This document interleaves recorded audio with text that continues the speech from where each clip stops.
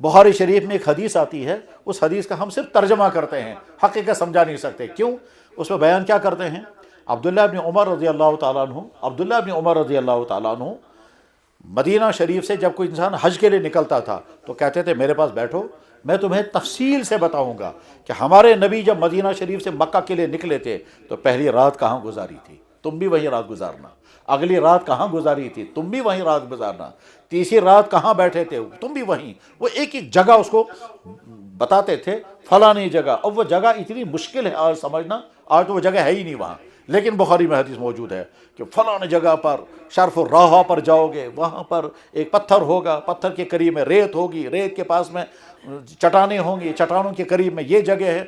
مطلب وہ پورا وہ لوکیشن بتاتے تھے، حالانکہ وہ جگہ ہے ہی نہیں آج وہاں، لیکن جگہ بتاتے تھے اور کہتے تھے کہ میں تو خود جب بھی مکہ سے مدینہ آتا ہوں انہی جگہوں پر رات گزارتا ہوں جن جن جگہوں پر اللہ کے نبی نے راتیں گزاری ہیں. اور جب ہم مدینہ سے مکہ جاتے ہیں تو راستوں میں وہی جگہوں پر رات گزارتے ہیں جہاں ہمارے نبی نے راتیں گزاری ہیں.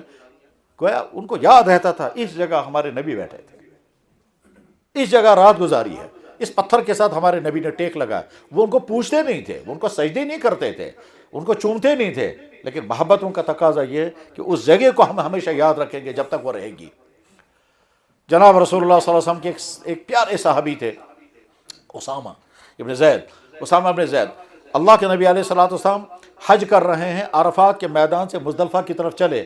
راستے میں اللہ کے نبی کو پیشاب کرنے کی ضرورت محسوس ہوئی. چلتے چلتے آپ رک گئے، ایک سائڈ پر تشریف لے گئے، وہاں جا کر کے آپ نے پیشاب مبارک کی ضرورت پوری فرمائی.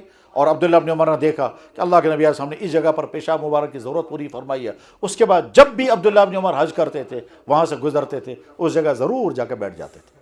پیشاب تو نہیں کرتے تھے لیکن میں جا کے بیٹھتے تھے، اس جگہ اللہ کے نبی علیہ السلام نے پیشاب کی ضرورت پورا کرنے کے لیے یہاں پر بیٹھے تھے، ہم بھی یہاں بیٹھیں گے. ایک ایک چیز انہوں نے محفوظ رکھی تھی.